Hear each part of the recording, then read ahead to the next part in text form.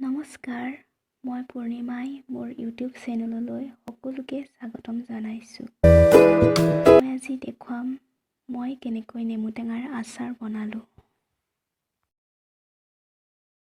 প্ৰথমে মই পকা নেমু টেঙাখিনি ভালদৰে ধুই লৈছোঁ।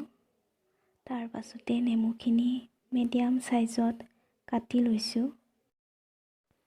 টেঙাৰ গুটিখিনি পেলাই দিব লাগে যাতে টেঙাখিনি তিতা হৈ নাযায়।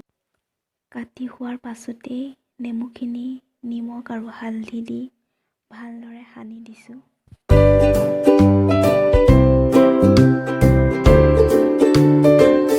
নিমখ হালধি সনাৰ পাছতেই মই নেমুখিনি ভালদৰে চালনীত দি 2-3 দিনমানলৈ ৰ'দত শুকুৱাই লৈছোঁ যাতে নেমুৰ ৰসবোৰ ভালদৰে শুকাই যায়।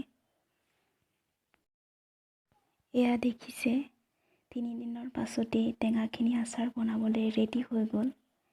এতিয়া মই ইয়াতে 5 ফোৰণ মছলা আৰু শুকান জলকীয়া দি দিম।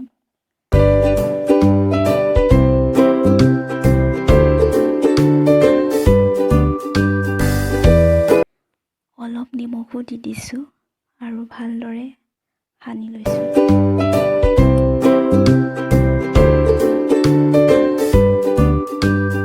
এতিয়া মই তেলখিনি গৰম কৰি আচাৰখিনিত দি দিছোঁ আৰু ভালদৰে সানি দিছোঁ।